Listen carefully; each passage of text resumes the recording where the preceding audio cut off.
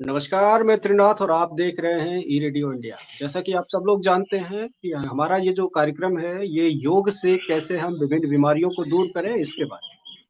हमारे साथ अक्षय चौधरी योगाचार्य हैं, वो इस एपिसोड में तरह-तरह की जानकारियाँ देंगे। बहुत-बहुत स्वागत है आपका।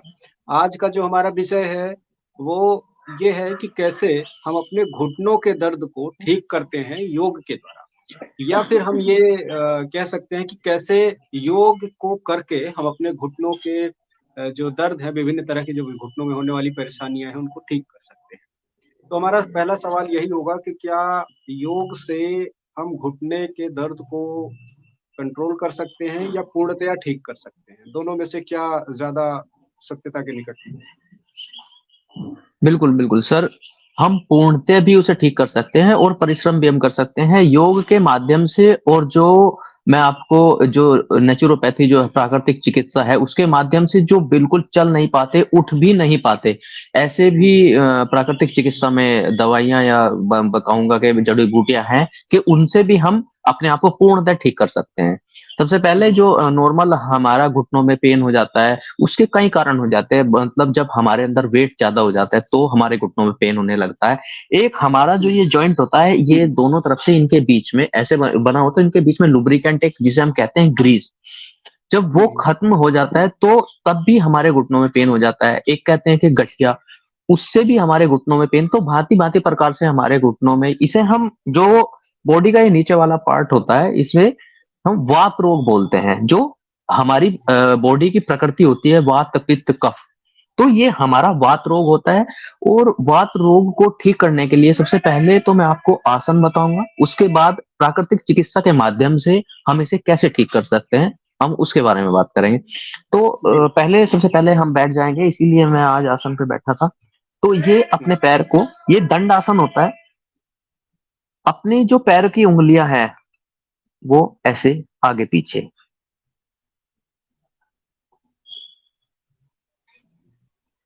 जी, फिर उसके बाद इन पंजों को घुमाना है। जी,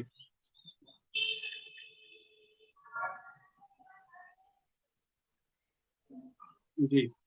दोनों पैरों को भी एक साथ कर सकते हाँ, हैं। ये हमारे आसन हैं जिनके माध्यम से फिर जो पेन होता है उस वॉक वॉक करना है, धीरे दौड़ना नहीं है, रेस नहीं लगानी, धीरे-धीरे वॉक करना है।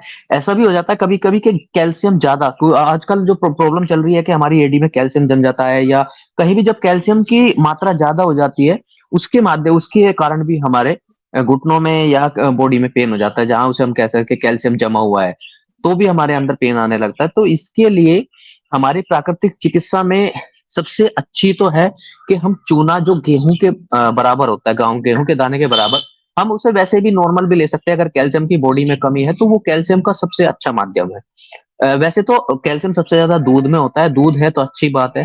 अन्यथा अगर आप चने के, मैंने बताया आपको गेहूँ के दाने के बराबर, उसे भी ले सकते हैं। एक मैं आपको बताऊँगा कि शाम को मेथी होती है, मेथी का दाना, मेथी के दाने को आप एक आधा चम्मच या छोटी स्पून को गर्म पानी में शाम को साफ करके उसे भिगो देना है।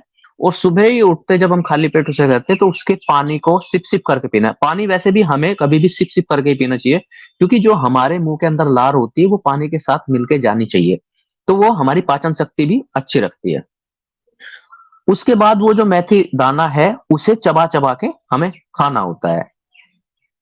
और भी जो प्रोटीन है, उसकी हमें जितने भी प्रोटीन्स की वस्तुएँ होती हैं, खाने वाली चीज़ें होती हैं, फल फ्रूट्स जितने भी हैं, वो प्रोटीन और कैल्शियम, इनकी हमें कमी नहीं होने देनी है बॉडी के अंदर। तो हमारी, और एक जो मैंने आपको बताया कि एक हार श्रृंगार होता है, फूल का एक वो होता है फूल, हार श्रृंगार, जी, उसको उसको वो शाम को ही खिलता है। उसके 5 से 7 पत्ते आप उसका उबाल कर उसका पानी पी सकते हैं। तो जब हम बताते हैं कि हम अगर लेटा हुआ भी है, नहीं भी उठा भी नहीं जा रहा, इतना पेन होता है या इतना दर्द, इतना पीड़ित होता है, तो वो सबसे बेस्ट है।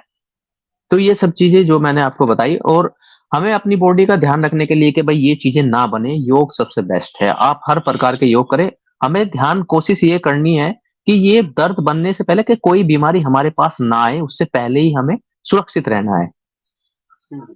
अब इसमें जो हमारे दर्शक हैं उनको ये बताइए कि कैसे हम जो हमारे प्रमुख योग हैं वो कौन-कौन से हैं, उनका नाम क्या है और हम उसको जो करते हैं तो क्या उसको करने की जो विधि है क्या होनी चाहिए? किस तरह से उसको हम हाँ, करें तो वही ज़्यादा फायदा? वही योग मैं आपको बताऊं सर, ये सूक्ष्म व्यायाम कहे जाते हैं, क्योंकि घुटनों में प्रॉब्लम है तो हम ऐसे ये सूक्ष्म व्यायाम ही जो मैंने आपको बताए हैं, ये सूक्ष्म हुँ, व्यायाम के अंदर ही आते हैं। इसके घुटनों के जो पेन किसके लिए होते हैं, ये मैंने आपको बताया। हुँ, इन्हें आगे पीछे थोड़ा करना है।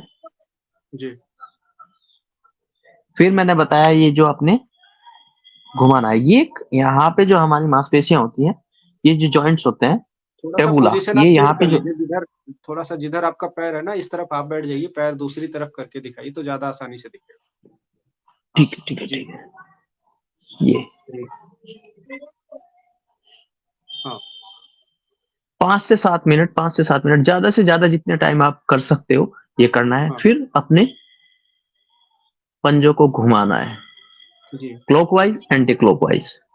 जी, जब शाम को रात को सोते हैं तो यहाँ पे अपने दोनों पैरों के बीच में, या जब करते हैं तो कोई गद्दी वगैरह या कुछ भी तकिया वगैरह है, उसे रखना है। अच्छा, तो आपको बहुत ही रिलैक्स फील होगा। और ये जो चीजें मैंने बताई है खाने वाले के लिए या पीने के लिए, ये चीजें बहुत बेस्ट है। और वॉकिंग जो हम बताते हैं कि धीरे धीरे धीरे धीरे 1 से 2 किलोमीटर धीरे धीरे अपनी उसको वॉकिंग को बढ़ाना है ज्यादा से ज्यादा। ये चीजें हमें इसमें ध्यान रखनी होती है। जी, जी। घुटनों के दर्द में जो महत्वपूर्ण चीज़ होती है, वो ये होती है कि जब आपके घुटनों में कोई दर्द शुरू होता है या कोई ऐसी परेशानी होती है, तो डॉक्टर्स को दिखाकर उसको जो है उसका एक जो हम कहते हैं कि उसको चेक करा लेना बहुत आवश्यक होता है कि आखिर किस वजह से हो रहा है। अगर ये हमें पता बिल्कुल चल बिल्कुल जाए तो बड़ा आसान रहता है, हालाँकि ये एलोपैथ का सिस्टम है। लेकिन अगर हमें बिल्कुल वो जो परेशानी किस वजह से है वो डिटेक्ट हो जाए तो हम योग के माध्यम से बहुत अच्छे तरीके से उसको ट्रीट कर पाएँगे और उसको बिल्कुल बहुत अच्छे बिल्कुल। तरीके से हम सही से हाँ, अ, जो रख मैंने आपको पाएँगे। बताया कि ये 2-3 वेट बढ़ने से या लुब्रिकेंट, ये सभी जो जित कोई भी माध्यम है, ये योग के माध्यम से, या जो चीजें मैंने बताई हैं वो सारी चीजें इसमें काम करती हैं। और आपने जैसे बताया कि अगर हम चेक करा देते हैं तो वो बेस्ट है। हुँ, हुँ। तो बहुत-बहुत शुक्रिया, मुझे लगता है कि लोगों को काफ़ी चीज़ें समझ में आई होंगी। अगर हमारे दर्शकों से अनुरोध है कि अगर आपको लगता है कि कोई ऐसी बीमारी है आपको और जिसका योग के द्वारा कैसे ठीक कर सकते हैं, कैसे उसका हम उपचार ले सकते हैं, तो उसके बारे में आप कमेंट बॉक्स में ज़रूर बताएँ। और इस ये सवाल भी बिल्कुल हम लाइव पूछेंगे और इसके बारे में भी जानकारी लेंगे ताकि आपको ठीक तरीके से बिल्कुल पता चल बिल्कुल। सके कि कैसे हम अपने और योग और दिनचर्या अगर जो है कोई भी कैसे उसको प्रॉब्लम हम होती है प्रॉपर तो करें। आप कॉल भी कर सकते हैं, मैसेज कर सकते हैं, किसी भी प्रकार की कोई प्रॉब्लम होती है तो पूछ सकते हैं। जी, जी, बिल्कुल। और जो लोग हमें यूट्यूब पर देख रहे हैं, उनसे रिक्वेस्ट है कि आप हमारे चैनल को सब्सक्राइब कीजिए। फ़ेसबुक पर देख रहे हैं, इंस्टाग्राम कोई एप्लीकेशन या फिर अदर प्लेटफ़ॉर्म पर देख रहे हैं, तो जो भी सिस्टम है हमसे जुड़े रहने का, वो आप अवश्य अपनाएँ और अधिक जानकारी के लिए www.eradioindia.com पर विज़िट कर सकते हैं। और एक अंतिम सवाल मेरे दिमाग में ये आ रहा है कि हम लोग जब योग को करते हैं, तो इस तरह के जो योग के व्यायाम है, उसको करने का जो उचित स्थान क्या है? इसके बारे में भी थोड़ा-सा क्योंकि सराउंडिंग का बड़ा महत्व होता है। बि तो जो हमारे बिल्कुल, दर्शक हैं बिल्कुल, उनको ये जैसे पता जी। लगना चाहिए कि किस किस तरह की सराउंडिंग में करना है। बिल्कुल, पहले जैसे मैंने आपको सर कल भी बताया था कि महत्वपूर्ण चीज़ ये है कि हम व्यायाम या योग जो कर रहे हैं, क्योंकि हमारी जो ऑक्सीजन लेवल है अगर वो वहाँ पे कम है, या हम ऐसे स्थान पे कर रहे हैं कि वहाँ पे वातावरण दूषित है, तो हमें उसके लाभ की जगह हानि ज़्यादा होगी। क्योंकि अब मैं ऐसे सराउंडिंग्स में बैठा हूँ कि यहाँ पे वातावरण खराब है। आप मान लिया दिल्ली जैसे कि उस बात करें कि हम वहाँ पे जाके बैठ के हैं, तो ऐसा स्थान होना चाहिए, पेड़-पौधे हों, स्थान साफ-सुथरा हो।